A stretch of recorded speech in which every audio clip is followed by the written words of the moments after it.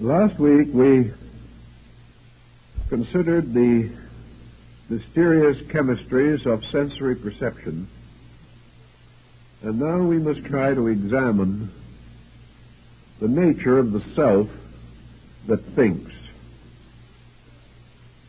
When we use this term, the self that thinks, we say it this way because most persons are convinced that the thinker in themselves is themselves. This identification of the being with its own mental processes has disturbed philosophy for a very long time and is beginning to disturb modern psychology. In the modern point of view, the future of man is rather dismal if his salvation depends entirely on his own mind. It is obvious that whatever this mind may be, it is not infallible, that it is not capable of, with certainty and inevitable correctness, approaching any situation. The mind is not an independent solver of problems. From it comes no infallible revelation about things to be done or changes to be made in human conduct. Rather, the mind seems to be a rather doddering factor, one minute strong for right, and the next strong for weakness. In some way, society as we know it, this vast, confused hodgepodge of individuals, nations, races, cultural systems, religions, political theories, is the projection together of mind. Therefore, if we want to understand the mind, we may as well look not only within us, but around us. For it is the reason for the infinite disagreement. It is the reason for all the self-pity, for all the quick accusations against others. It sustains the countless intemperances which burden and afflict us. And it is forever seeking ways of self-justification, not only wrong, but it is determined to force that wrong upon itself and upon others. Therefore, while the mind certainly reposes somewhere within the interiorness of ourselves and is not part of our visible constitution, it is forever influencing the visible part of us. It affects our styles and our clothing. It affects our health. It ties us to most extraordinary and unreasonable occupations. It burdens us with pride, tears us down with grief, and continues to operate more or less with or without our consent. I've talked to many persons who were developing what might be termed in the old days mental miseries. Now you ask these people, do you want to be miserable? Are you enjoying this process of intellectually flagellating yourself? Do you choose unhappiness as your pattern for life? Most of these folks will say no, that they really want to be happy, but they feel like being miserable, so they are miserable. It seems as though the very nature of the mind is such that it refuses to rescue the person from the clutches of its own intensities. What have we to fight mind with except mind? How can we diagnose our thoughts except by thinking? How can we examine our knowledge without using our various mental faculties for this very examination? It looks, therefore, in many cases as though the judge is bribed and the jury corrupted. There seems to be no sense of escape from the tyranny of a faculty which occupies all the important seats in the cabinet of our executive government. We find everywhere notions carried along with splendid fervor and principles perishing from disregard. Our philosophic friends, therefore, tried to think through the problem of how the mind operates and why it is such an unmitigated nuisance in so many careers. We can only assume that the mind, like almost any other part of the personality, is an instrument incomplete, imperfect, unfinished. That to expect maturity of the mind is to expect maturity of a child. Simply because the body has reached what might be considered an age of discretion, we expect the person to be discreet. But he may very well lack the ability to meet these expectations. We have to recognize that the mind itself is a structure that does not automatically accomplish any good thing, automatically does not accomplish any evil thing.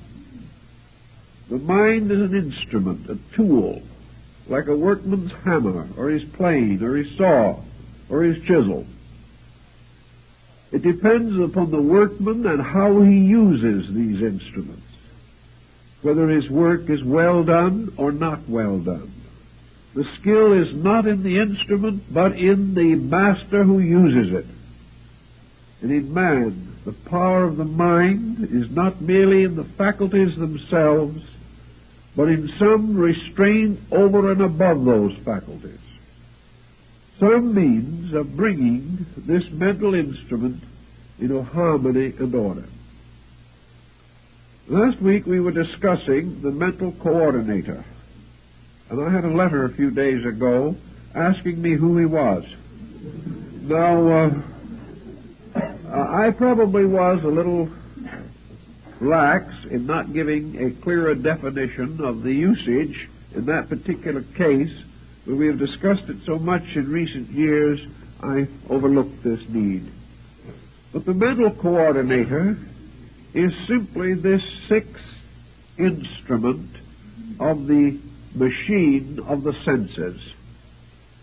The mental coordinator is the power which brings phenomena together, organizes it, and sets up relationships between things which, in their unrelated state, contribute no insight or understanding to the individual. This mental coordinator is consequently the power to estimate the findings of various sensory perceptions, reconcile them, discover their consistencies and their inconsistencies, and if necessary, make up for the deficiencies of some faculty which may be impaired.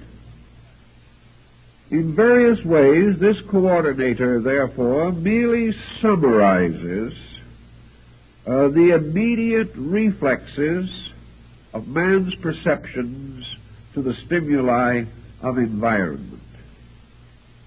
The coordinator, however, seemingly exercises this additional power. It gradually takes on the appearance of being a thinker. Now, this might not be so dangerous if we understood the true meaning of the word thinker. But we like to assume that this is some kind of a superior mental genius, a person with a vast reputation for erudition is referred to as a thinker. This should imply that he is sober, deep in his consideration of things, adequate in his experience to weigh, estimate, and measure the validity of report. It is also assumed that the thinker is moved by some deep principles within himself to think nobly, and to gradually recover from the phenomena of nature some concept of the universal plan to which this phenomena bears witness.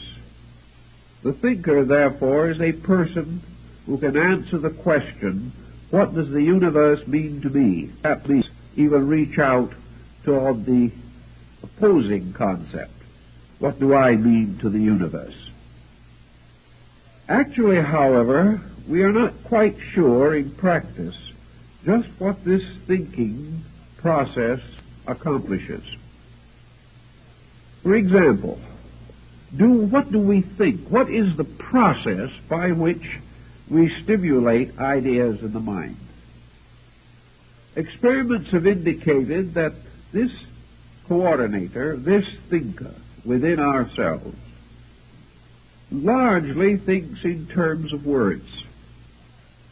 In the German, the mental coordinator is a German, speaking the German language.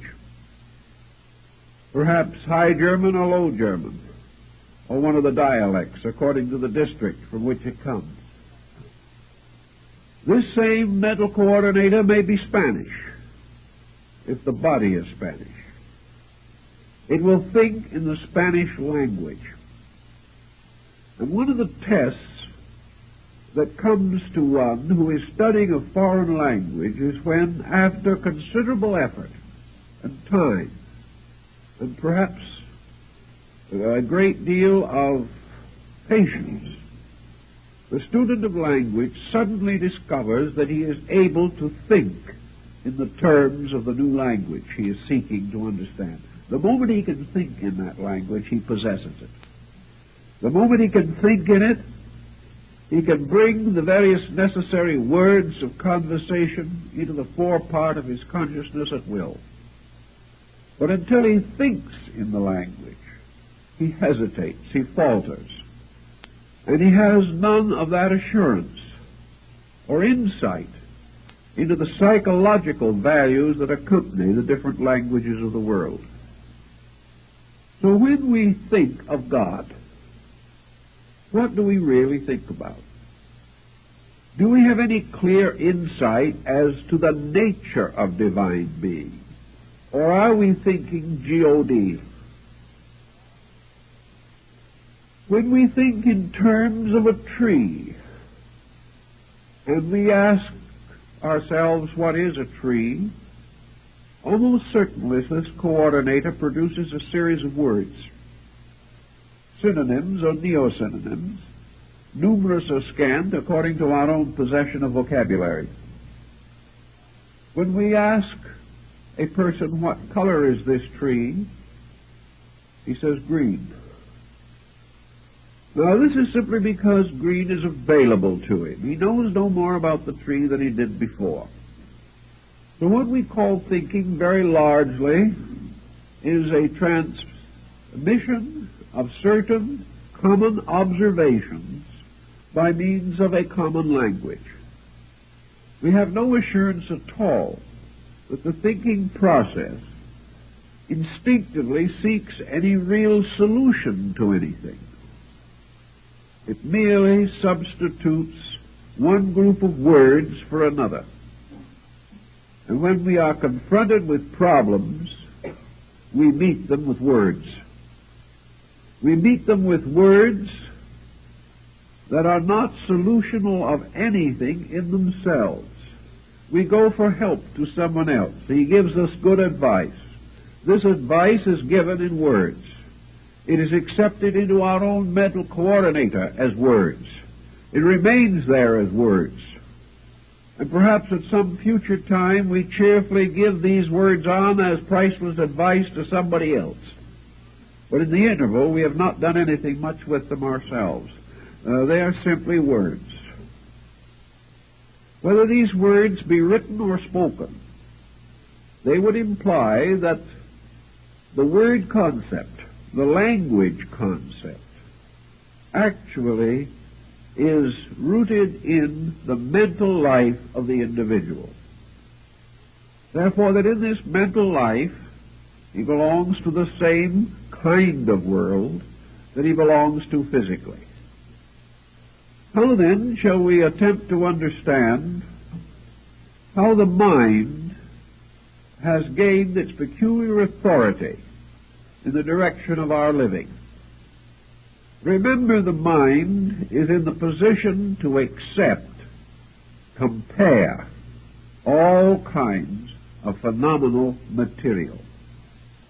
The mind also has a further ability within itself, arising from its own very nature, and that is that it can project its own conclusions in strict harmony with traditional experience or observation, but not beyond. Thus it may happen that the mind can perform certain useful functions. Supposing we stand two objects side by side on a table. One is a large melon, and the other is a small melon. We immediately turn our attention upon the problems suggested by the presence of a melon. The most simple, natural, inevitable process would be to attend to one melon and say, this is a melon. Attend to the other melon and say, this is a melon. And consider the deal closed. But we don't do that. The moment there are two melons, something happens.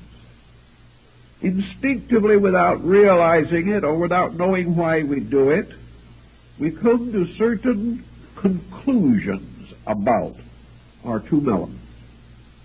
Somewhere arises within ourselves not only the discovery that there are two melons, but that one melon is larger than the other melon. This requires a little further consideration. We now have had to bring in the faculty of comparison. Then we may notice that one melon is a little riper than the other melon. This may invite that we eat the riper melon first. This is further testimony about melons. Now, there are many kinds of melons in the world which we know only by the names that they carry, which we have gradually, through common experience, learned to associate with a type of melon. Therefore, we may say to ourselves, this is a watermelon. This is a cassava melon. This is a cantaloupe. And the very process of so doing seems to bestow upon us some deep and wonderful capacity to grasp the significance of melon. Actually, it does not. If our common experience had resulted in a reversal of the names, we would have used them just as glibly. There is no essential knowledge of the melon to be gained by this type of consideration. But as we look at these two melons, there are other factors that introduce themselves. Once long ago, we went by a melon patch and saw how melons grew. Looking at the melon on the table, we may gain a reminiscence, a recollection of other things about melons. We may remember that an old friend of us told once how to test a ripe one. Almost instinctively, we're going to reach over and see how these live up to expectation. We are also going to begin to think of the value of melon. If these are standing side by side in a grocery stall, we want to know that the one we are buying at a certain price is what it is described to be. We also remember that on a certain occasion we ate too many melons and got sick. We also cannot overlook the fact that we have only certain facilities for the preservation of fruit, therefore we must not load in too many melons, or our icebox or refrigerator will be overstocked. All kinds of side thoughts come up to us about melons. Now, what are these side thoughts? Are they a wise old master of melon mysteries expressing itself through our personality? Actually, it is not this at all. We are not coming to sage and wonderful individual conclusions about melons. What we are really doing is digging out of our memories what we already know about melons. And if we know nothing, nothing is going to come out. And if the information that we have in there about melons is wrong, wrong information is going to come out. If the information was reasonably correct, we suddenly have available to us in one place at one time in a coordinated form that which we subconsciously already know about melons. No more, no less. This, what we call thinking, is very largely trying to remember what we have already observed about something. It is trying to bring to bear upon our own need something that at one time occurred to another person whom we knew. This is a kind of vicarious way of thinking. Very few people use it intelligently. Then we are also calling upon our education for all kinds of facts that we gained through the years of schooling. If our schooling was poor, the facts are defective. As we go thinking along, which is largely remembering, we are apt to come to serious holes in our recollections. During the week when we were home with the chicken pox, things happened in the schoolroom that we were not there to attend. So somewhere along the way, some fragment of information that might normally have been available to us is just not available. Therefore, in the midst of a seeming knowledge about something, we find ourselves in an immediate state of ignorance. This immediately recommends some consideration or some procedure, especially if the need is immediate and urgent. Therefore, we have encyclopedias, we have dictionaries, we have neighbors, we have all kinds of resources, and if all else goes bad, we can write a long letter to the Secretary of Agriculture, who is always rejoicing at such correspondence, which comes in by the ton. But we are immediately going to try to find out something, but only if that which we desire to know is involved immediately and directly in some challenging situation that seems to have some benefit for ourselves. So much for the common way in which we put together what available facts we possess. The second consideration is that we have to put together facts that are not visible, are not physical, and were not directly received through the sensory perceptions except by means of transmission. We had to use the senses to read about them, or the senses to hear someone else tell us about them. But the senses experienced only transmission, not the fact itself. When someone tells us how life is at the North Pole and we have never been there, his communication does not give us the experience that he had, but it gives us a certain transmission of common or ordinary facts which may have certain utility. So in the problem of abstract things, we are not able to depend immediately upon personal experience. So we have created great systems of learning. These systems being composed largely of specialists who devote great time and consideration to small areas of intense labor, with the conviction that only in this way can they achieve penetration. Their findings can be transmitted to other people in various degrees.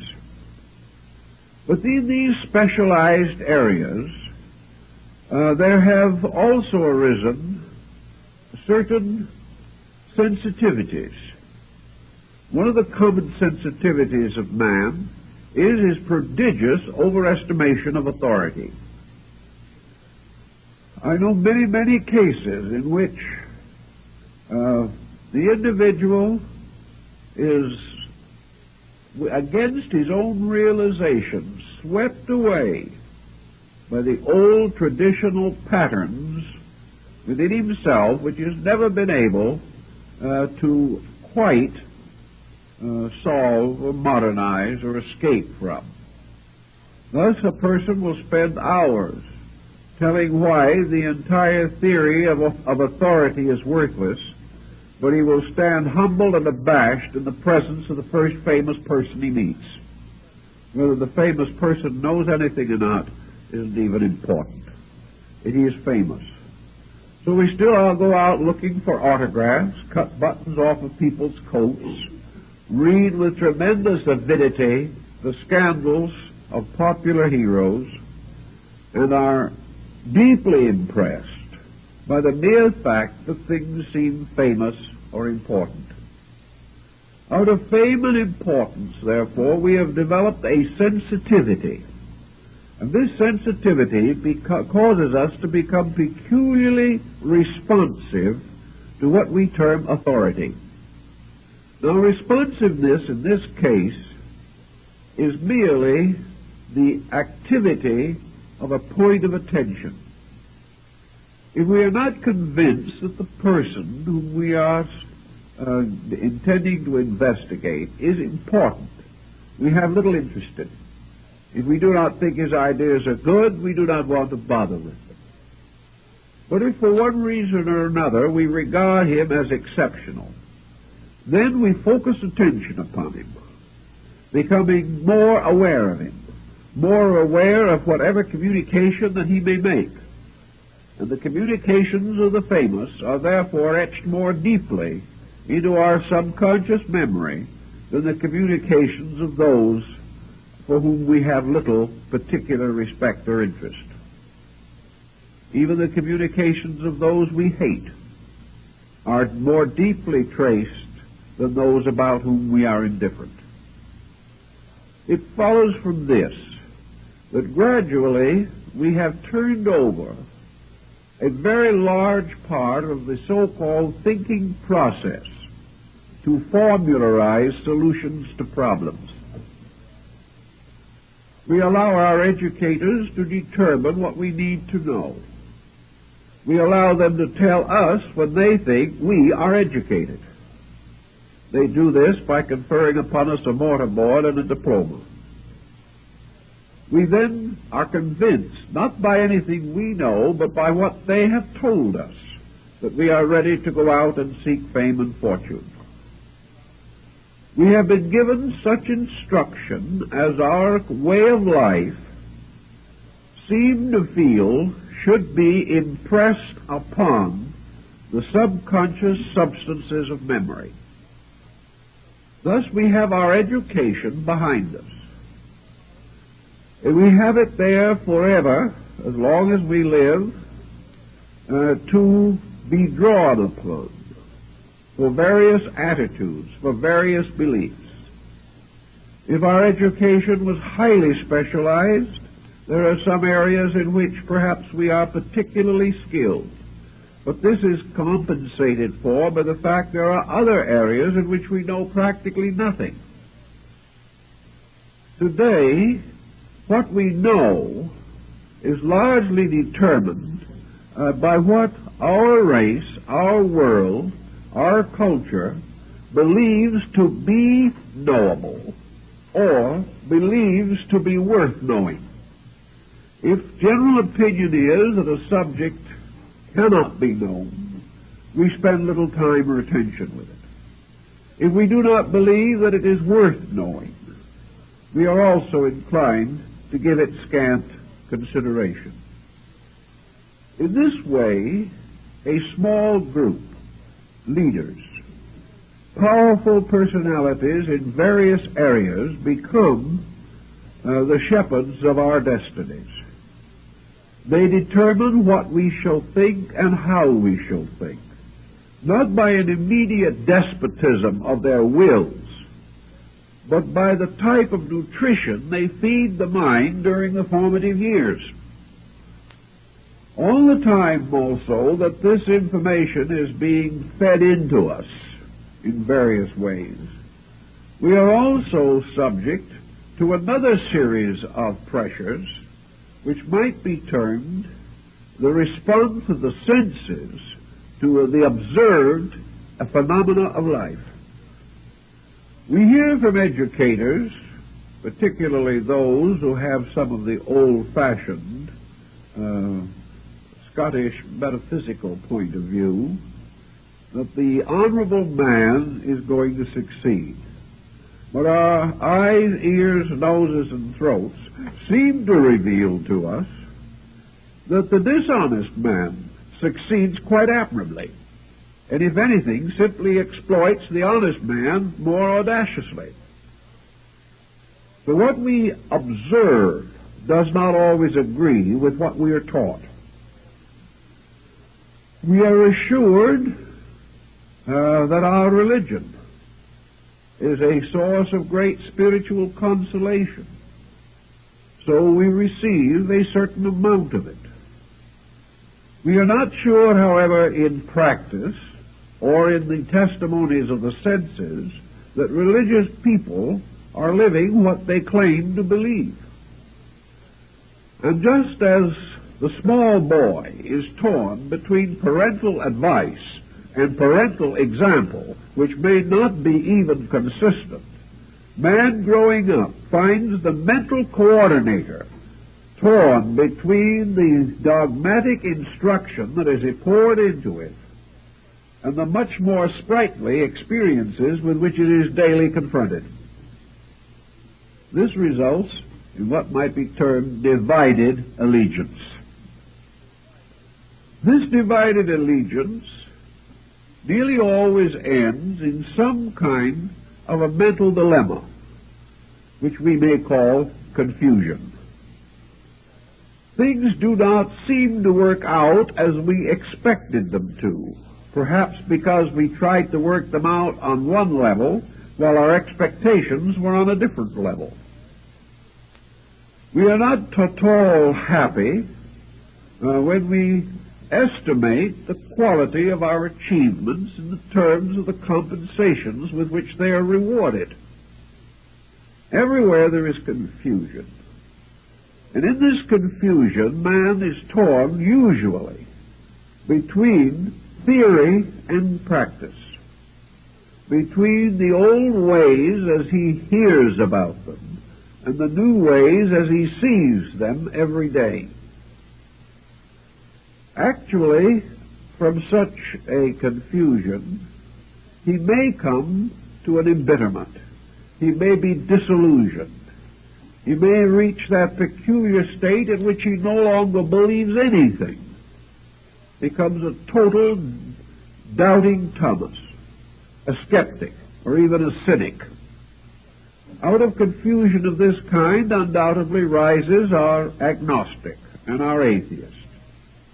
He is not a person who has within himself a driving determination to be different or to be negative. He is simply unable to find sense in the phenomena around him. He cannot make theories and practices meet. He cannot see the justice in things which some common faculty in himself perceives to be unjust. Thus we have the mixed mind. And out of this mixture of mind, we have again a second level of the two melons on the table. One melon is now, we will say, the code of principles which we have heard about, the great laws that have been given to us, the religions by which our lives were more anciently influenced than at the present time. Here is a wonderful structure of principles, ideals, beliefs, commendments, and commandments. This is one melon.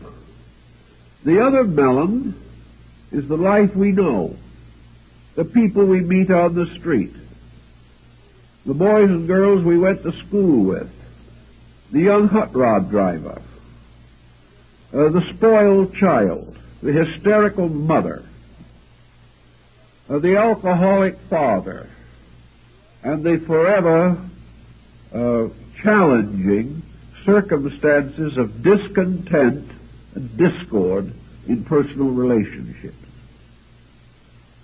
Which of these is true? How are we going to compare one with the other?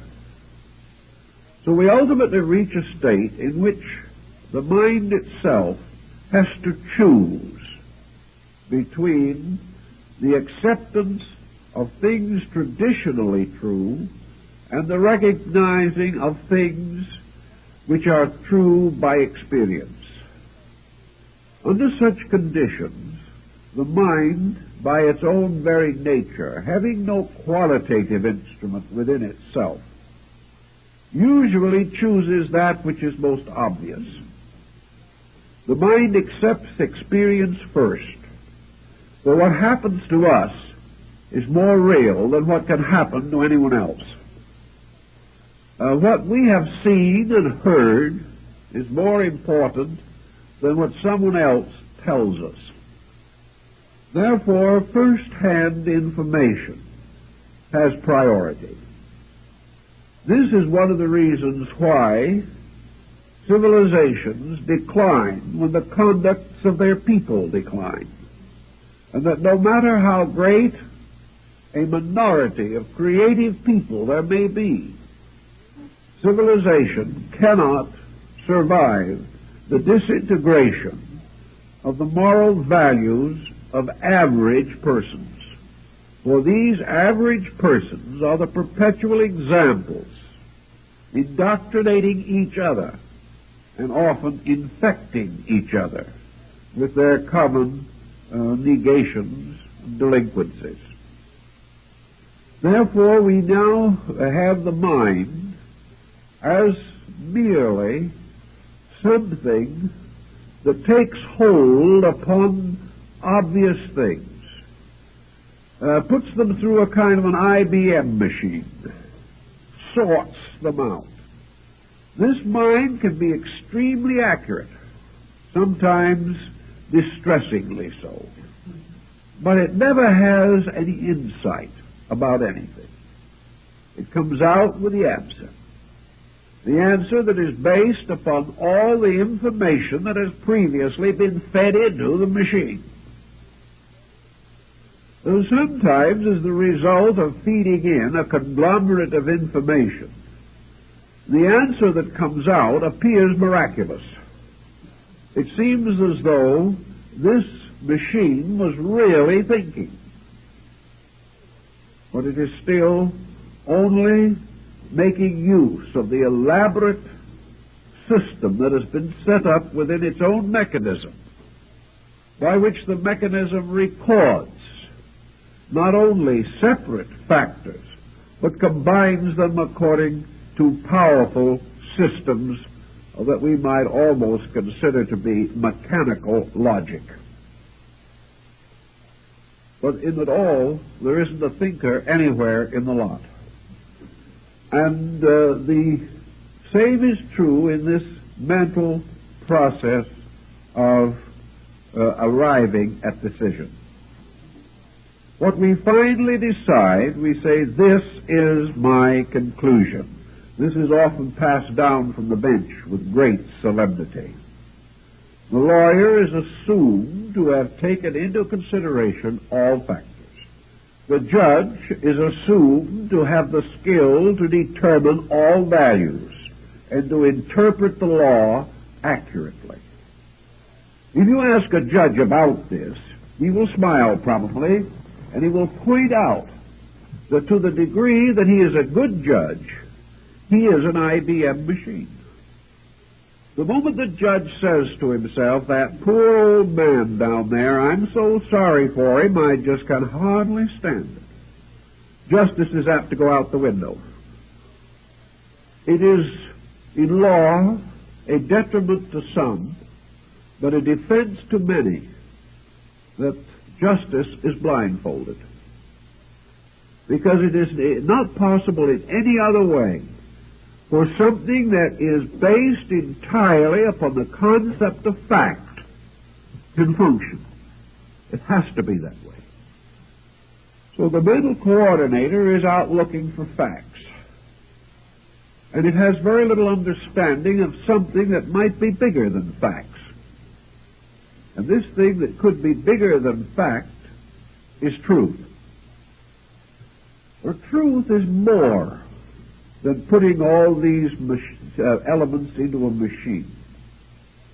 The truth about a thing must penetrate into the innermost nature of that thing. Truth must explain causes. Truth must examine motives.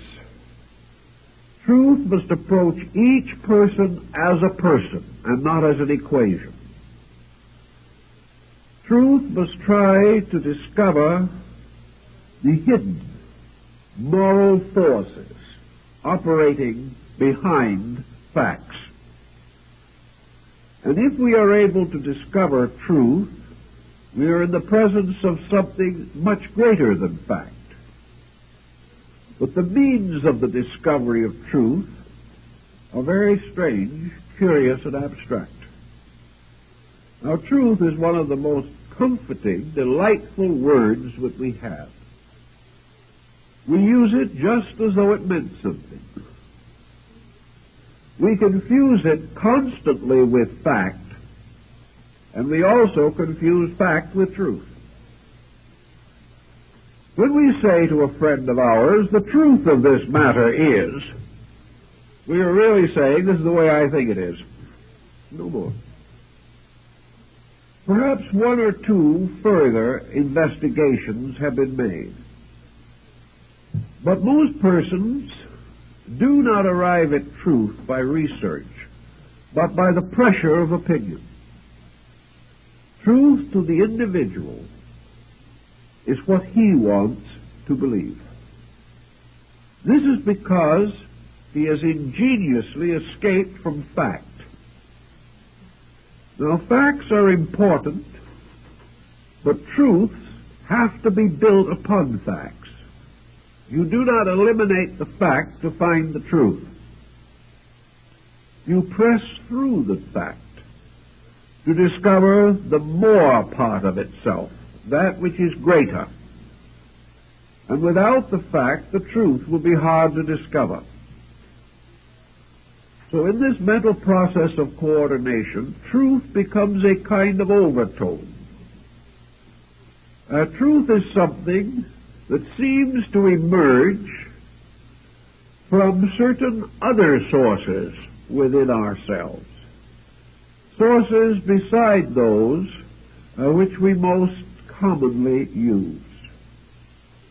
Suppose we should now exchange our two melons for two very beautiful bowls, one of white porcelain and the other perhaps of glorious green celadon.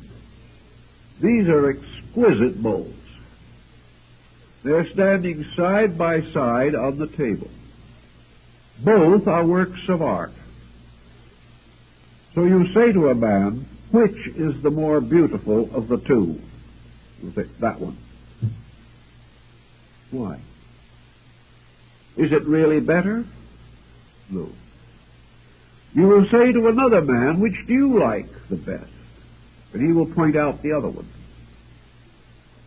And you might tell these two men that they are not in agreement.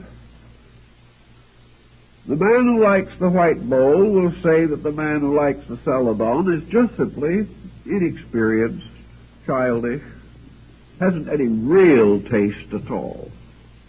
The other chap, if he is not very charitable, will say the same thing.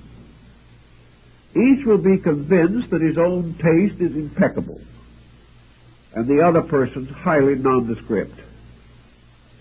You can't alter this. But why does it occur? Why do we have other factors coming into this situation by which, when we have facts, we are inevitably impelled to take sides about them?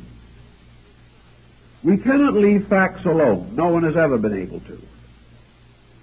We must begin to create fields of overtones around these facts.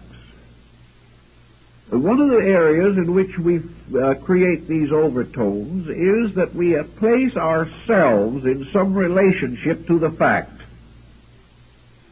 Is this fact helpful to me? Is this fact the fact I want? If it is, there is a certain exhilaration, there is a certain appreciation, there is a certain ready recognition.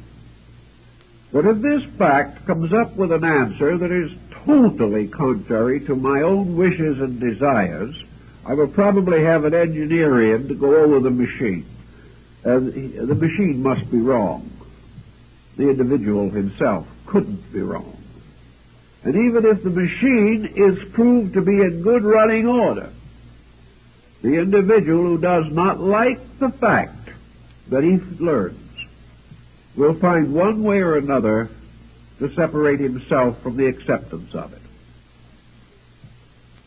Thus we learn that in the course of existence, in the course of living, in the course of building up the various conditions that we know, we have a number of recollections or reminiscences or association mechanisms which have a tendency to interfere with the clear statement of conclusion.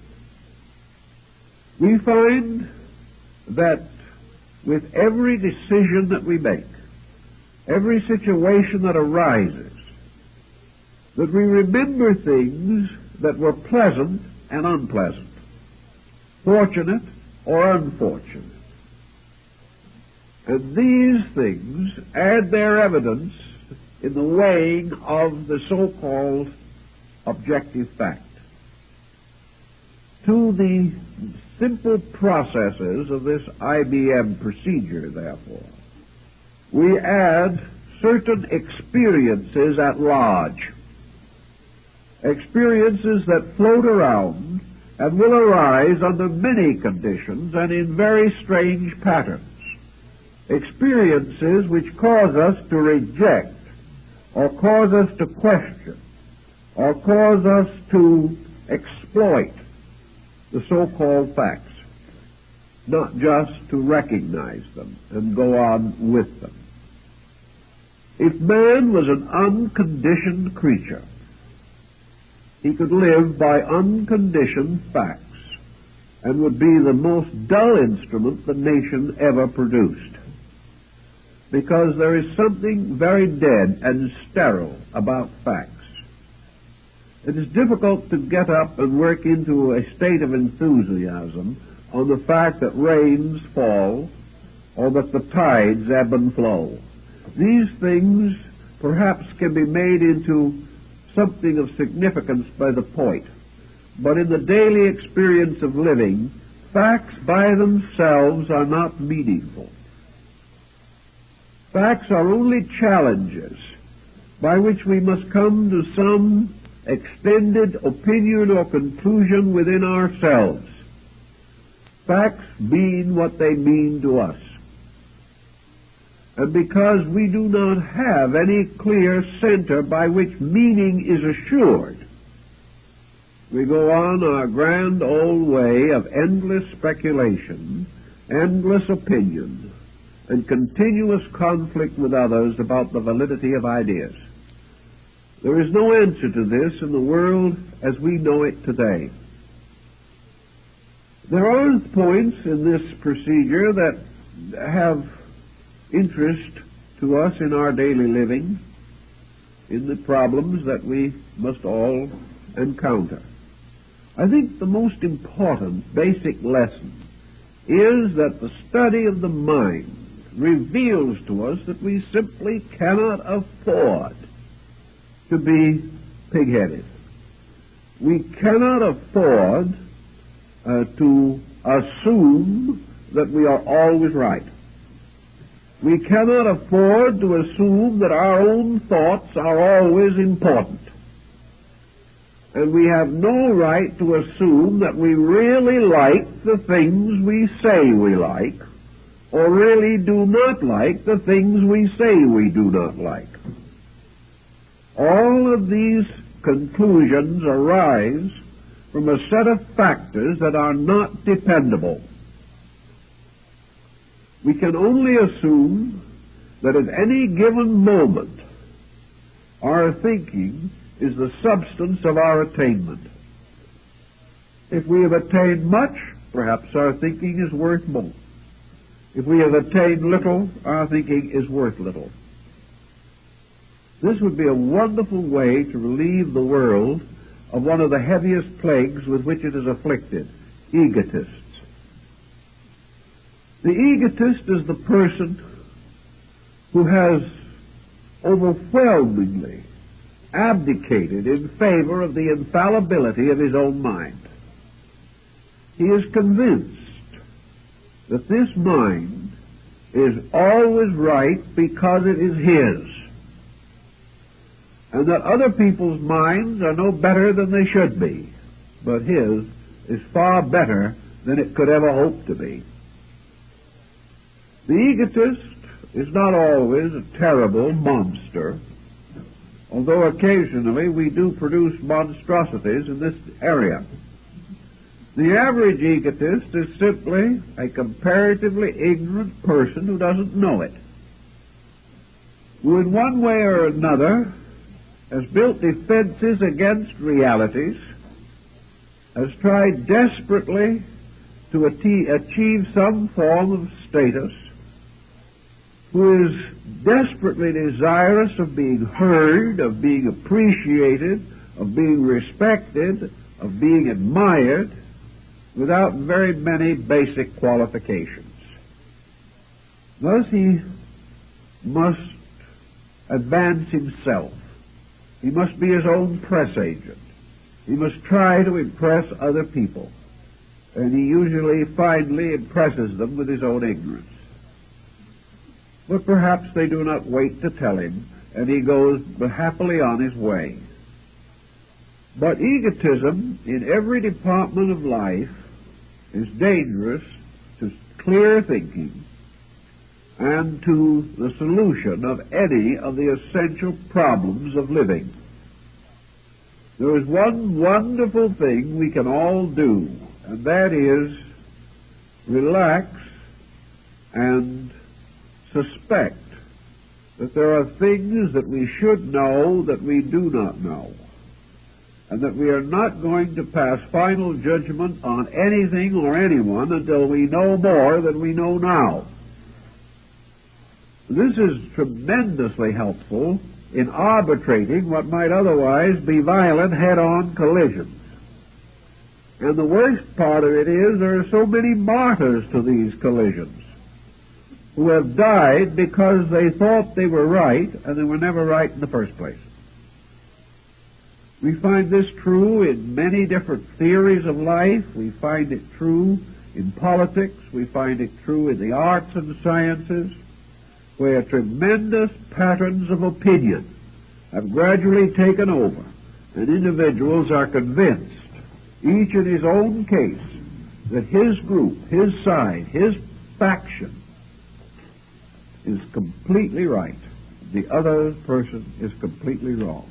This is never more evident than at election time, when people who know none of the candidates become violently upset over the vices and virtues of people they've never met, and about whom they know nothing except what appears in a highly prejudiced press. The mental coordinator is best served by the individual gradually supplying it with additional information, knowing that we must depend upon judgment for most of the decisions of life. It becomes important that this judgment shall be as sound, as adequate, as enlightened as possible. Into the mind, which is going to be this coordinator, therefore, we must also cause to flow interesting and valuable information bearing upon problems where thinking is necessary and proper. We must educate the coordinator. This only means that we must provide it with more material upon which to arrive at conclusion. Perhaps our problem calls for a larger IBM circuit than we have. We have the $25,000 machine, but suddenly it looks as though we needed the $190,000 machine. We find that the smaller machine will not do some of the things that the larger machine will do. On the same ground, small minds cannot accomplish what large minds can accomplish. The only answer to this is enlarge the mind. Get more information into the coordinator so that it is able to bring better testimony. Now, the coordinator is able to react to a number of different levels of information. The idealist contributes something to the coordinator. The coordinator's reactions are a little more subtle, a little more gentle, a little more kindly, and a little more penetrating if the individual has been feeding insight into the machine. This doesn't mean the machine has insight, but it means that a new equation is introduced into the large problem. The person who suddenly has strong religious conviction also feeds into the mental coordinator certain moral and spiritual convictions. If these are deeply and truly held, then all judgments by the coordinator must include these equations. They must be part of this pattern. So a man who has had 9 experiences in life, and these are fed into the coordinator, is not quite as able as the man who has had 100 experiences in life. The individual who has lived superficially on the surface of existence from the cradle to the grave can only feed into the coordinator from the level of his own superficial experience. It is useless to think that the individual is shallow on the outside and deep on the inside. This is just not true. He will never be any shallower on the inside than we observe. He will never be any deeper on the outside than the inside can provide. And when he is deeper inside, the outside automatically changes and meets this new situation. So there cannot be a great interval in which an individual is a physical failure in everything, but a great spiritual success at the same time. The individual cannot be always right and always miserable, nor can he be always wrong and always happy. The coordinator must be adjusted.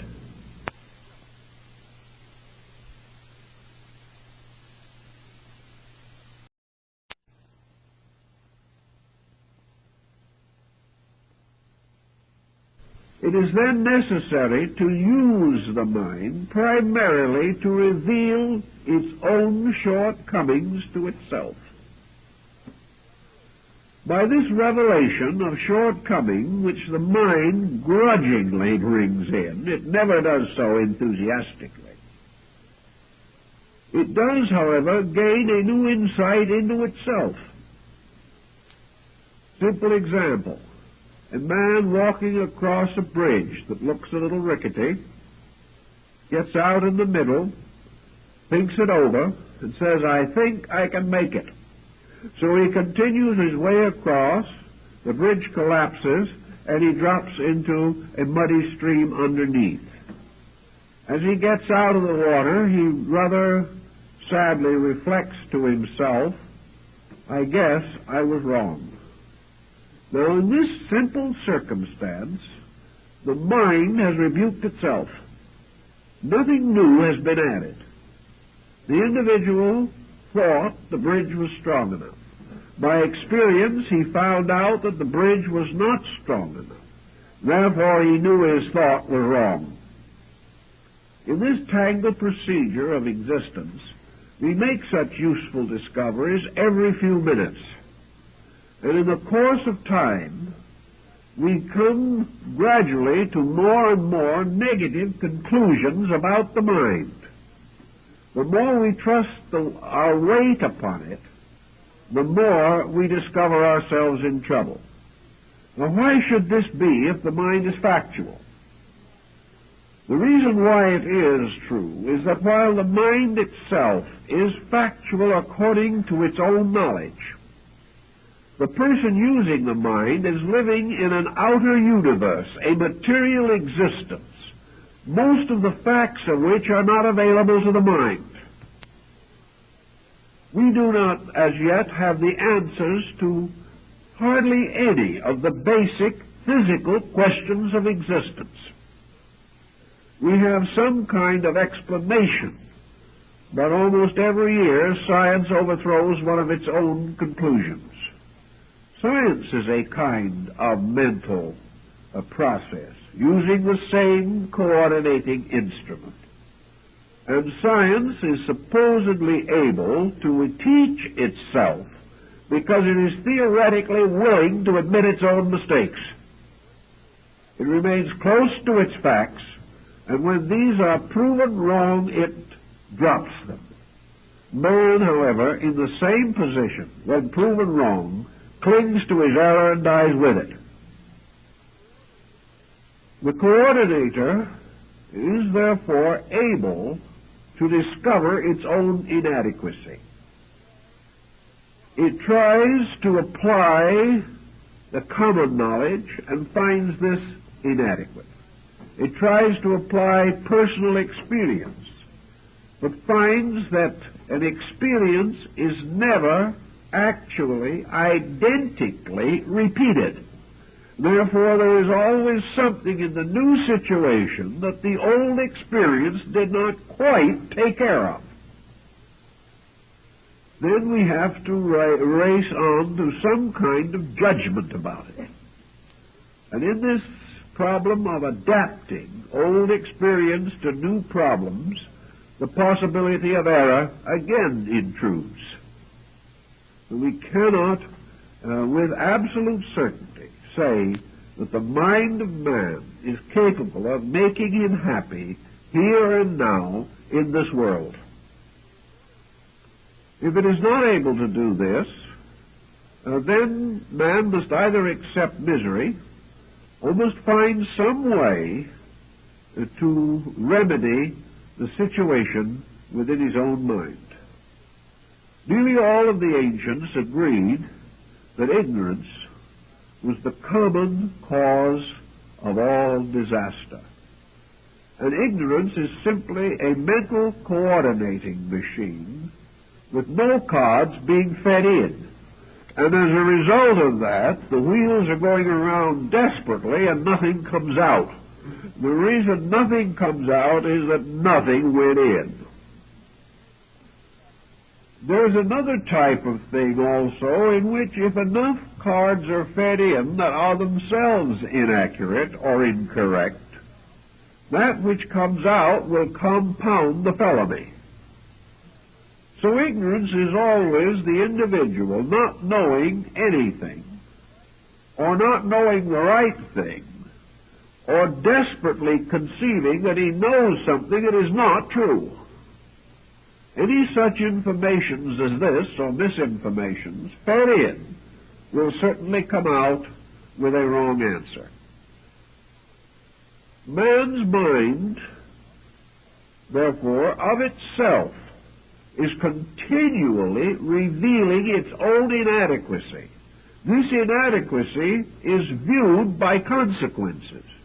The man who found the bridge broke under him, heard the noise of the breaking, which was contributed to the brain by the ears, and the sudden feeling of being wet, which was contributed by the sense of feeling.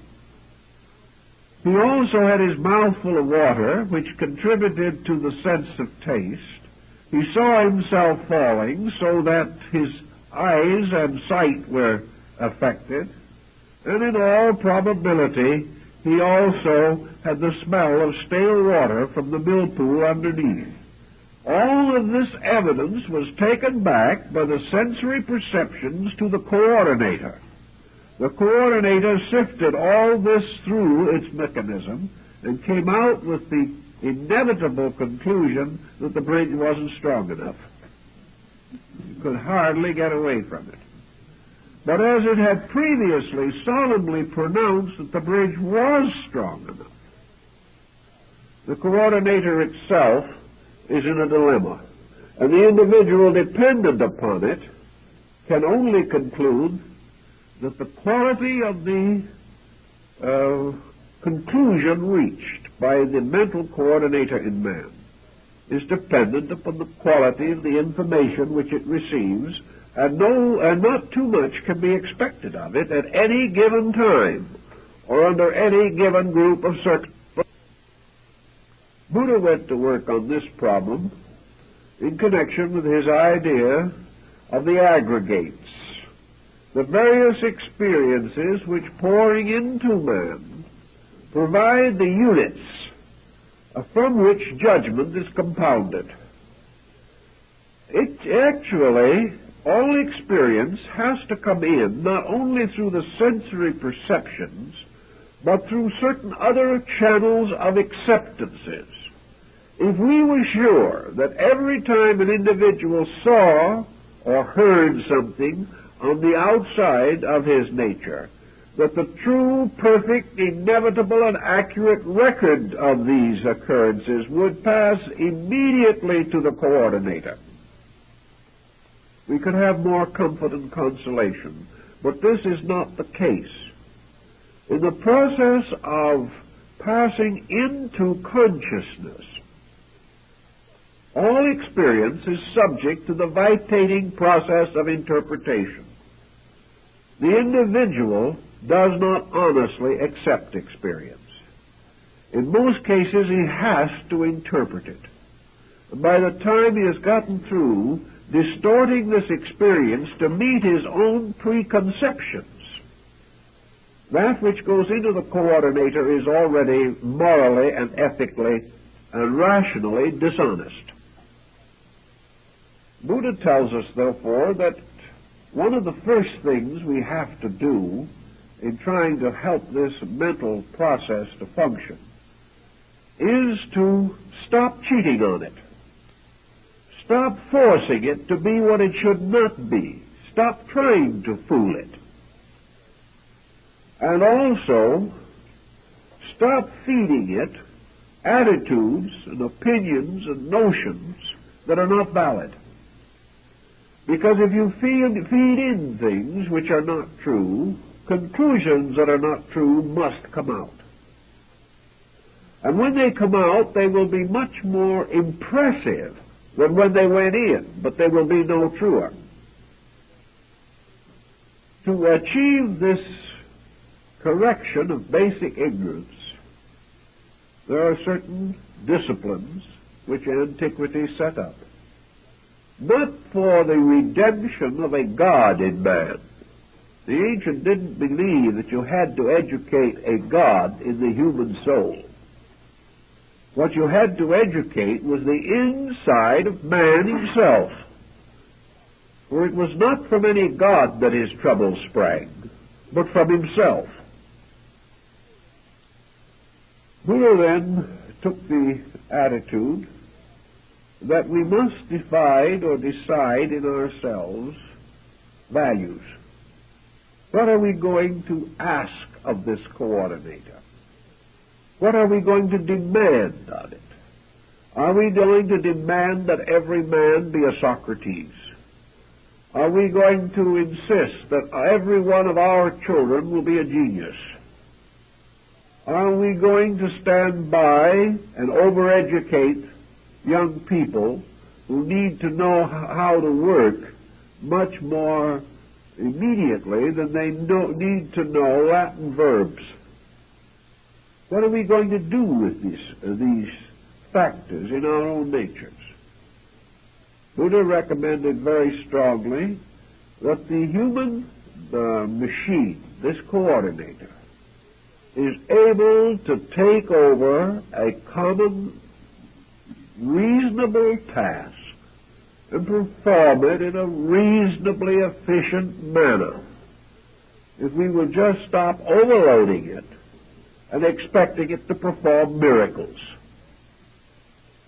Thus we seem to see something that we don't really appreciate much these days, and that is the strange and wonderful dignity of the commonplace.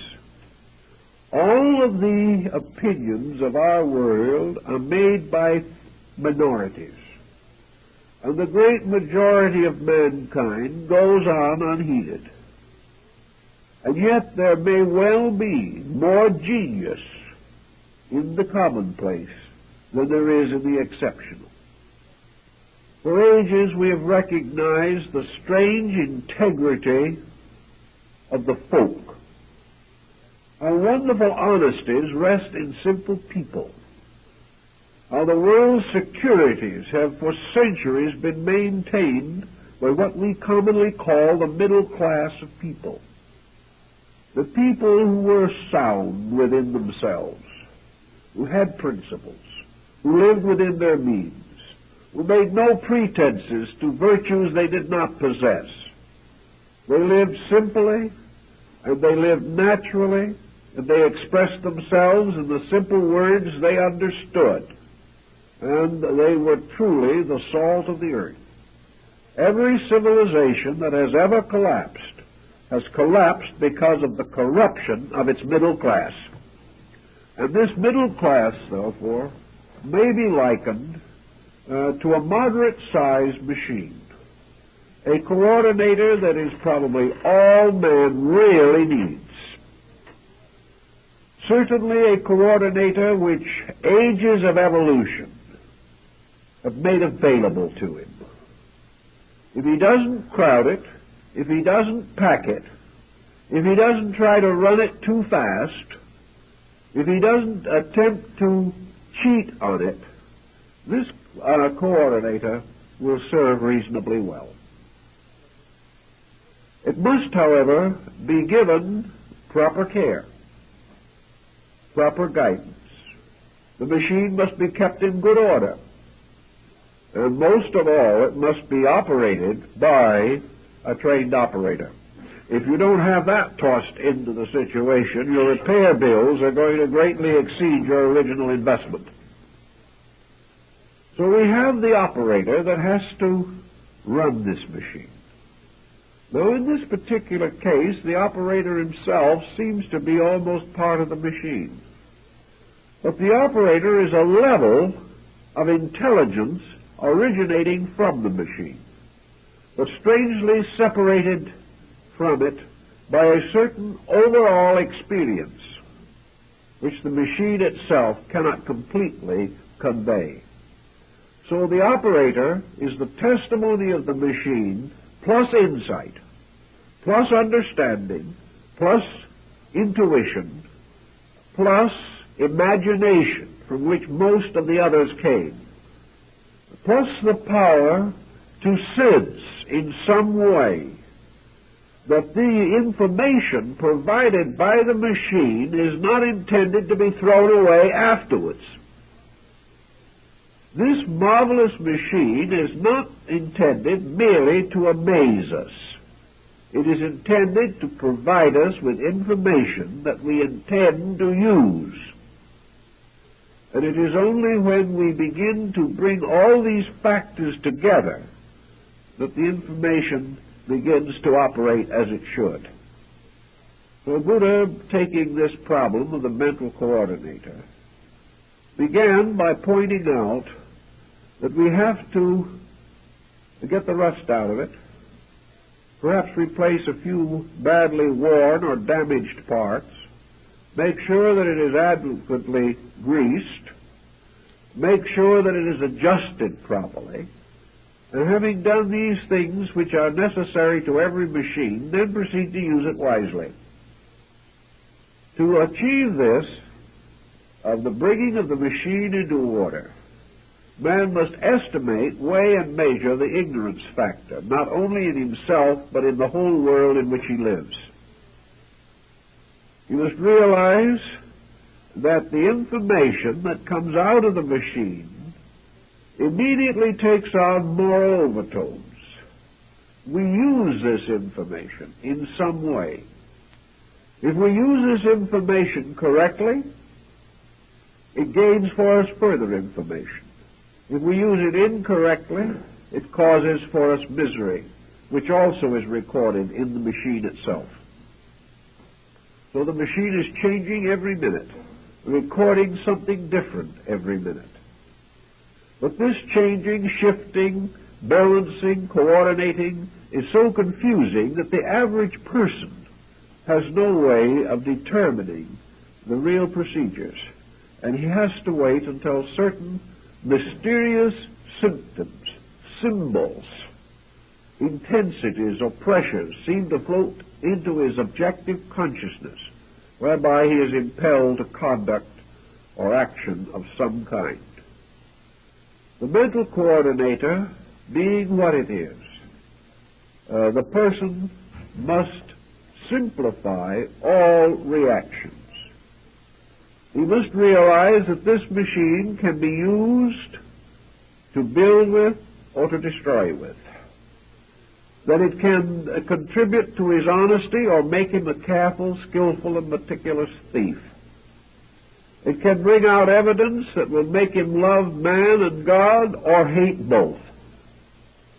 But what comes out can only be according to what goes in. Every verdict must be the reasonable interpretation of the factors involved. And this type of verdict often leaves the person on the horns of a dilemma. One mistake begins to breed another. One excess suggests another.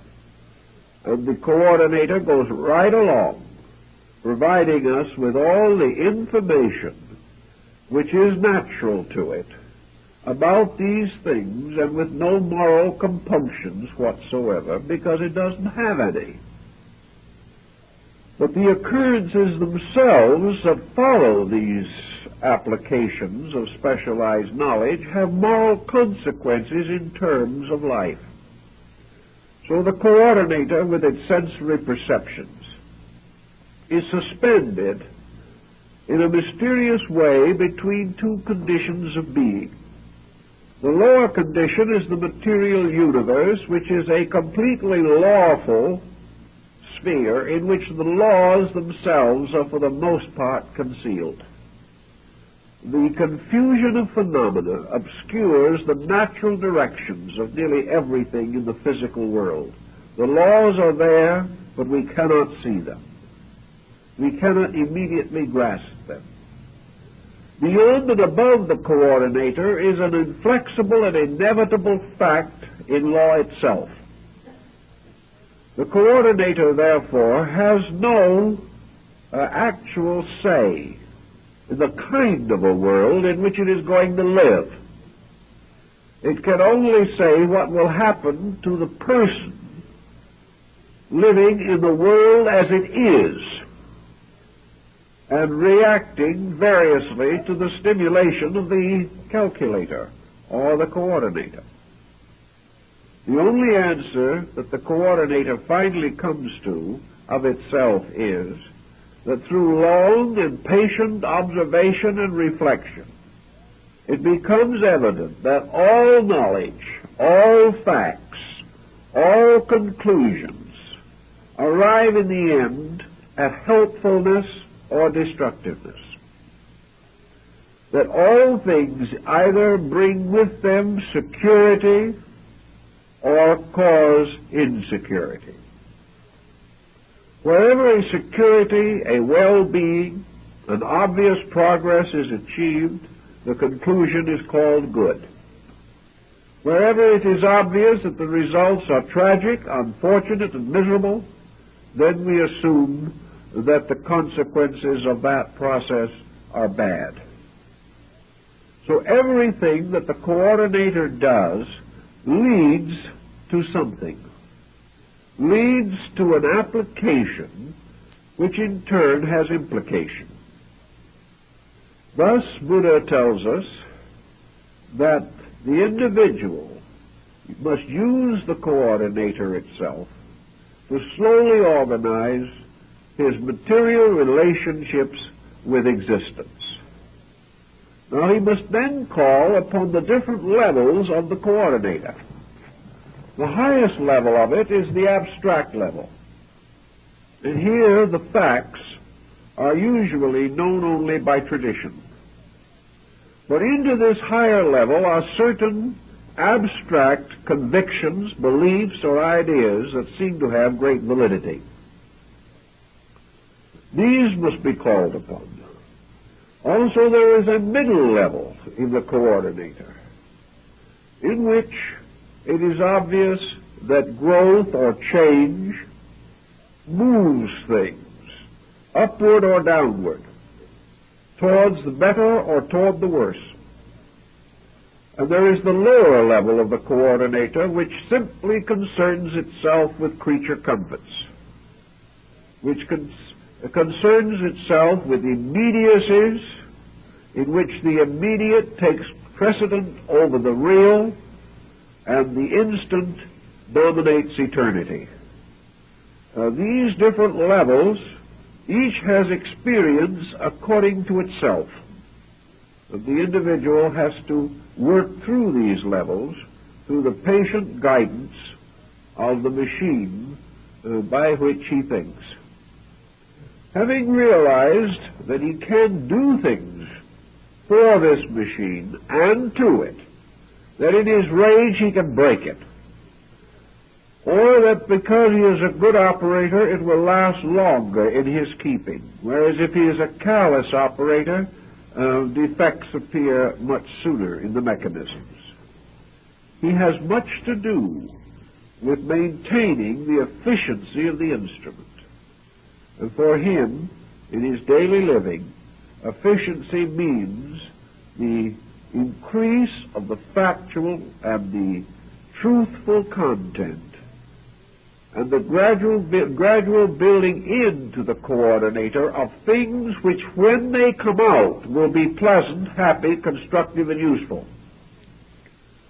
If, then, we take into this coordinator an overwhelming grief or an overwhelming grievance, the wheels go round, and in the end there comes out something that is morbid and unsatisfactory and destructive to our peace of mind. There's only one way in Buddhism to prevent this, and that was to stop the inflow of it, to gradually reduce the intensities of the things which bombard the calculator. Thus, Buddha holds out for fact, but not for the exaggeration and the distortion of fact. He points out, for example, that there is no reason why men should not be comfortable. There is no virtue in misery, even for great causes, unless it's absolutely necessary. But the individual cannot afford to make comfort his total purpose for life. When he is willing to sacrifice honor for comfort, he's in a bad way. Therefore, he has to determine the amount of intensity that he can afford to bestow upon any one of these factors or coordinating elements. If he is able to gradually reduce his own illusions about things, illusions which arise not only because the coordinator is organizing existing information, but because it is carrying the karmic load of previous information. The individual comes into this world for only one reason, namely because he is ignorant. Now, this is a disillusioning thought. Yet very few people in their right mind can ultimately come to the conclusion that they are here in reward for something. There seems to be only one excuse for being here, and that is that there's something the matter with us. The more we know people, the more we come to the common conclusion that we're all in a little trouble. For we have not excellence of penetration and perfection of judgment to start with. We haven't fallen from perfection into our present state. We are slowly climbing out of imperfection, one awkward step at a time. That's the reason why we are here. Because we are here, we can improve. And the individual who can no longer find any grounds for improvement is dead already. Having decided that we can improve, we must discover how, in what way, and by what means. Buddha says that we can improve definitely by getting emotion and pressure out of our relationships with life.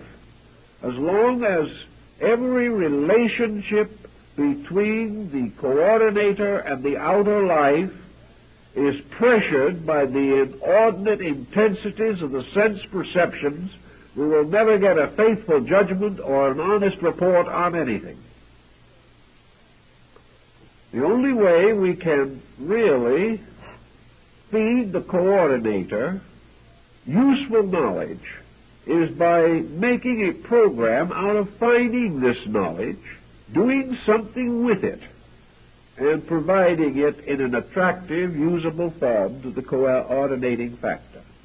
If we wish to study botany, we can, in 8 or 10 years of specialized study, feed into this coordinator enough specialized botanical knowledge so that we can make this field our profession, can gain some reputation in it, and can, upon demand or upon our own interest, identify countless forms of plant life, understand at least the outer forms of their processes, and gradually we'll gain some insight of other things from our great familiarity with plant life. Burbank discovered many wonderful fragments of universal philosophy from his love of plants. But Burbank worked with plants. He learned the facts. He fed these facts into the coordinator. And as a result, he came out with judgment, understanding, and security so far as those facts were concerned. But when he was asked to come down to San Francisco and take a pulpit and preach in a church, Mr. Burbank didn't have his facts anymore. It wasn't his world. Somebody took it for granted that because Burbank was a good man in horticulture, he should make an excellent preacher. That is the burden of being famous. You're expected to know many things you can't possibly know. As a result, Burbank said things which were totally inconsistent with his own convictions. He was so confused as a timid little old gentleman who had no experience with these things that he couldn't be heard beyond the third row, which was perhaps just as well. And he went home heartbroken and misunderstood, and an unkindly press made a miserable situation for him, simply because he was totally out of his field. Now, this happens to everyone. We are all totally out of our fields if we go beyond that which is the common knowledge which we have attained. But we can specialize various areas in the effort to become more proficient in those things most needed at this time for our growth and integration. If we are willing to spend 12 to 14 years learning engineering or astronomy or biology, we should certainly realize that we must spend similar effort and similar time in the process of actually creating an adequate mental coordinator. This will not be handed to us on a silver platter. We are not assured of it because our parents were brilliant people. We are not in any way safe as far as our mental equipment is concerned until experience itself proves that we have a large measure of common sense. The problem then is to cultivate it, to develop it, to feed into this integrator, this coordinator, the type of information which will result in a well-ordered life. That by the constant procedure of physically experiencing contact with other things, we come to valid conclusions about the meaning of this type of contact. We are not deceived by appearances.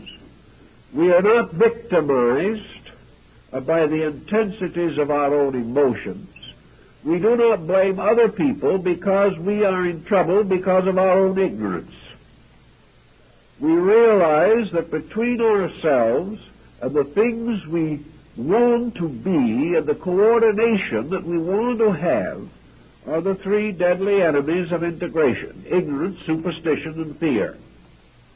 As long as these dominate conduct, and as long as ulterior motive dominates practice, the coordinator is going to be corrupted. Because it is corrupted, it cannot serve us, and we cannot depend upon it. Either the person has to have an orderly, integrated, constructive process of thinking, or else he is going to be victim to the miseries of his own mental mistakes. We see this every moment as we go along. We see the individual under the intensities of some pressure within himself, dedicating his life to useless ends. We see him passing along as a spectacular, meteoric success, only to experience at the same time the miseries of broken families, broken health, and broken homes. These various processes in which the coordinator gives false judgment all lead to trouble. Buddha pointed out that the greatest false judgment that the coordinator can possibly feed out to us, coming in turn from the greatest misinterpretation of phenomena that we can feed into the coordinator, is that the material world is a tremendously important, utterly vital sphere, and that success here is everything, and failure here is the most desperate dilemma that we can face. Buddha was convinced that this attitude, which is too widespread, was simply, basically false. And in order to prove it was false, he fed a number of facts into his own coordinator and came out with some rather interesting conclusions. We can say clearly that they are conditioned conclusions. He believed that a certain thing was going to come out, and it did. On the other hand, other people who didn't believe have also put the same facts through their coordinator and have come out with his answer. So that in probability, he had at least the wisdom or the insight to hold attitudes which were very close to the facts, which is one of the most happy things that can happen to a person. Buddha pointed out that if This tremendous intensity with which we lock ourselves into material existence was valid, then we would not and could not be created as we are.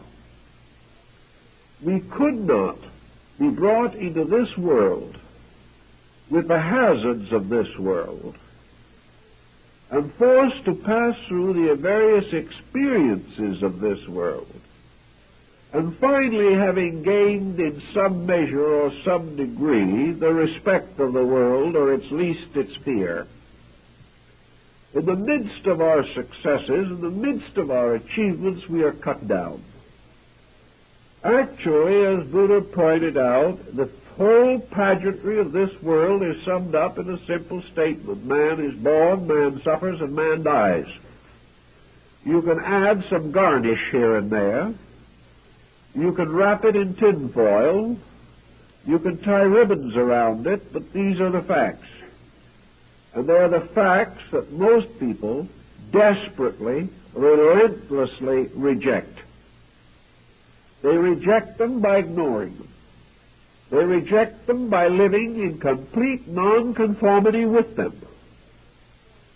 They continue every strategy that they have as though they were going to be able to go on with it forever.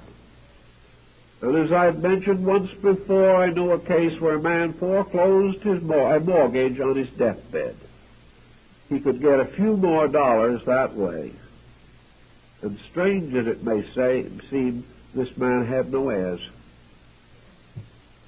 He just realized that he could sit up once more and make another dollar, and then drop back into oblivion. Why? What is the purpose? What has gotten into man, by means of which he has allowed the coordinator to be so completely hypnotized by the various projects which men have set up among themselves, that he has lost all sight of the impermanence of everything, that he has lost all sight of the fact that he is here today and gone tomorrow. And with the freeways as they are, tomorrow may be sooner than he thinks. With a philosophy of life that can only mean anything if he lives forever, he also cheerfully kills himself and others, trying to save a few seconds in rapid transit. 40,000 persons are killed every year in automobile accidents alone, most of which are preventable. But nobody cares. Here we have a world in which we do not know where we came from, most people. We do not know why we are here, and we haven't the slightest idea of where we are going, if anywhere. And yet we build in this little oasis a completely nonsensical system of existence, a system that makes sense to no one, but is sanctified by the veneration of ages. Buddha said this acceptance of this system, this belief that it has to be right because it had always been that way, the fact that we have to be in style because otherwise we are ridiculous, causes us to overlook the fact that the style itself is ridiculous, and that by following it we can only look worse than we did before. Everything is according to a pattern based upon the approval of other foolish people for the foolish things that we do. On one occasion in the forum, Socrates was discoursing when the audience broke into violent applause. He turned quickly to one of his disciples and said, "What foolish thing have I said? They are all applauding me," taking it for granted that they would only applaud error.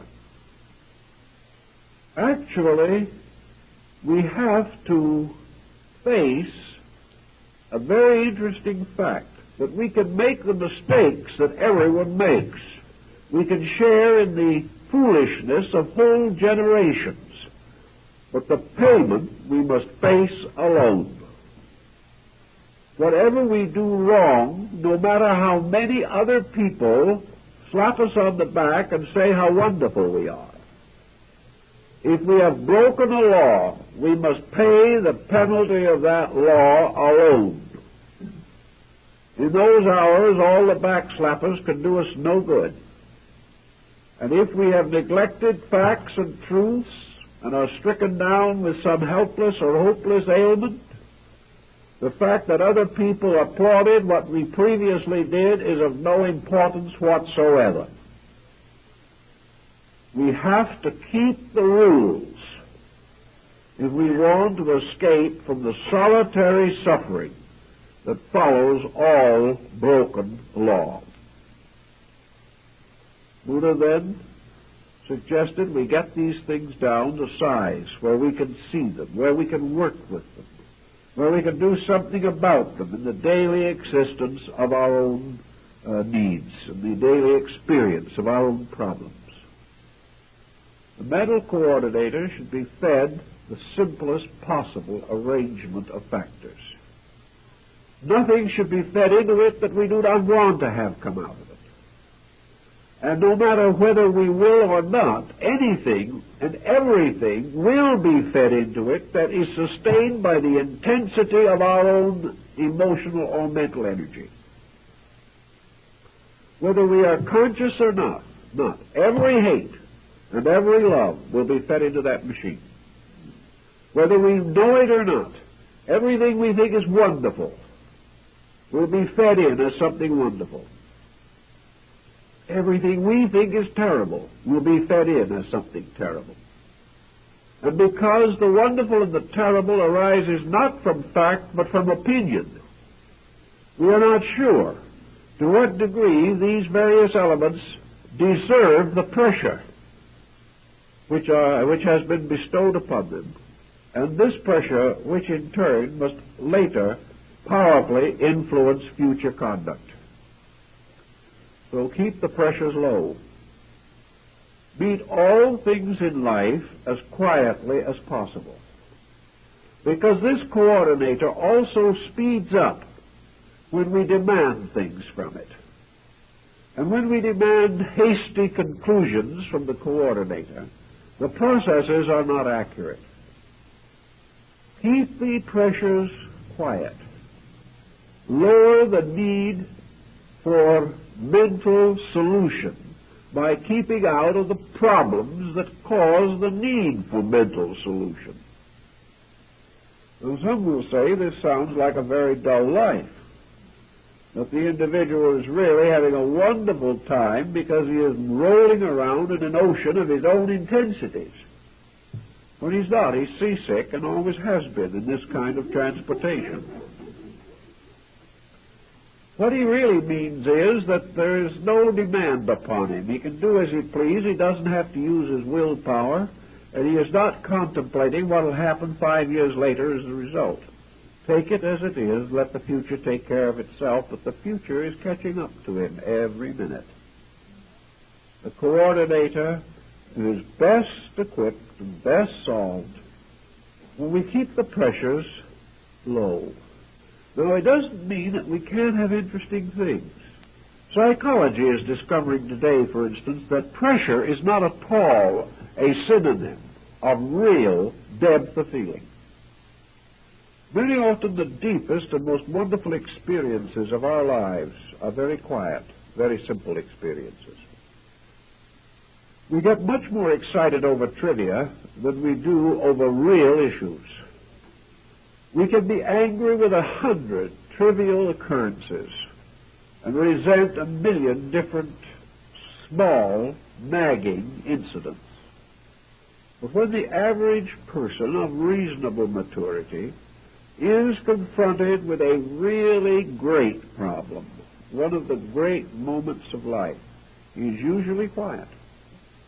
He usually meets this with a great depth of determination that is not emotional, that is not pressure-ridden, but has a strange, devout decision in it. Very often in old times, in these great moments of life, man had recourse to prayer. He asked divine guidance. Prayer is disappearing from most modern homes, unfortunately. And in its place, we have greater intensity. Most neurotics have forgotten how to pray. They have no longer the ability to simplify, to place anything in the hands of God or any superior power. They have to carry the full load of their own miseries themselves, and they're inadequate because they've never built anything in the coordinator to solve misery. They've only fed it with misery from the beginning. To simplify, to clarify, to reduce pressure, means actually to bring all the values of life into complete focus. We can do anything we want to, and do it beautifully and graciously and conveniently, if we stop forcing, if we stop pressing, and if we begin to graciously use the powers and faculties that we possess. So we take things more quietly, more easily, and as a result, we think more on a constructive level. Because we are a little less intense, we are not so sure that everyone else is wrong. Because we do not nurse a hatred so powerfully, we do not entirely forget that our adversary has his virtues. Little by little, the moderation of these intensities makes possible the realization of facts. And we come to the final conclusion that the fact is that nothing is all right and nothing is all wrong. Having thus taken the edge off of these tremendous upheavals which force a mass of erroneous statistics upon the coordinator, we find that the processes of the machine itself begin to smooth out. The answers are no longer dogmatic. They are suggestive answers, things to help us. The conclusions are no longer infinite and inevitable. Rather, they reveal rather clearly that they are according to the facts available. They are not dogmatic. They always allow that other facts could exist and undoubtedly do exist. But little by little, by this procedure, we reduce our living to a reasonable, practical, livable level. We find pleasure in things that do not entirely agree with us. We get a new concept of this problem of togetherness. To us, togetherness means that the other person must have the same allegiances that we have, must agree with us, must like what we like, must dislike what we dislike. And this is especially a problem for children in divided homes. Actually, togetherness means nothing of the kind. Togetherness means that neither person is an egotist. And by this virtual law alone, they can get together very pleasantly. It is never a problem of somebody being always right and somebody being always wrong. As soon as we get rid of that tremendous false overtone of infallibility, which we do not merit, we will find that it is possible to share differences and in that way enrich both persons. We are not really benefited because other people think the same way we do. We are benefited when other people can lead our thinking, not in their direction, but in the direction of a greater truth. The adventure of sharing new ideals is the real privilege of togetherness. But today it depends largely upon the fact that one person has a dogmatic attitude and the other one accepts it. This is about the same type of togetherness that we used to find in the two horses on a beer truck, where one horse did all the pulling and the other horse let him. And this is the way it has always been. In the working with this mental coordinator, which is not a person, but a process in our personality, it is just as surely the monument to our collective nature as our physical possessions are monuments to our ingenuity or our tenacity in certain areas of activity. As we build houses, so we build characters. As we grow, we develop new internal attitudes which help us to grow further. And growth is a process that begins wherever you start. At any moment, the individual can begin to improve the processes of his own consciousness. He can do it by relaxing away from the various intemperances and intolerances of attitudes which lock the coordinator. He can develop an open mind, a seeking mind, a searching mind. He can rejoice in new ideas instead of trying to exterminate them. He can be glad that other people do not agree with him, but hopes that everyone of good sense agrees with themselves to at least a reasonable degree. If we had this type of thing, we would have no religious intolerances. We would have none of the race intolerances that burden us. For all intolerances represent some defect in the proper attitudes of the mind. And where the mind is so perversely affected that it cannot find solutions, it then begins to create antagonisms and discords. If man had devoted half the energy to the solution of his problems that he now expends in objecting to other people, the race would be in the golden age long ago. But we cannot break through these patterns. And unless we do, we live and die with them. And the person who says that this mind is himself is correct to the degree that it represents the sum of his present attainment. But if he says, in speaking of his mind, that it is an infallible, sacred, spiritual self within him, upon which he can have absolute dependence, this is not true. The only thing he can depend on is that the results of action will be consistent with the causes. And wherever a person is in trouble, the causes have caused the trouble. And we are either happy, adjusted people, or we need to grow. And the only way we can grow is by recognizing this need and accepting it as more important than the continual perpetuation of thoughtlessness. The moment we find that our lives are not happy, we know that our facts are not straight. And by taking this seriously to heart and going to work with it, we begin to clear up things. And when things begin to clear up, we feel better. Our friends feel better. Our neighbors feel better. And little by little, a betterness of this kind extends out into society. Society is changed not by mass motion, but by the improvement of the internal coordination of the individual. When enough people are right, the world is right.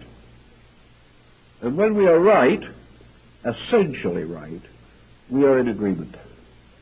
Therefore, the fact that the world is in agreement on very little indicates that the world is not right about very much. And because we are inconsistent in our own dedication, we are not very sure. So we have to look with a suspicious eye at that machine and begin to wonder whether we can afford the extravagance of letting it go along without leadership, without guidance, without purpose, and without capitalizing on its product. We therefore seriously feel that each individual should think through with the coordinator itself the consequences of this expensive and luxurious piece of equipment and make sure that in practical terms it is paying for itself. If it isn't, it's up to him to see that it does. Well, we'll now go home and examine our coordinators. Thank you very kindly. We'll see you next week.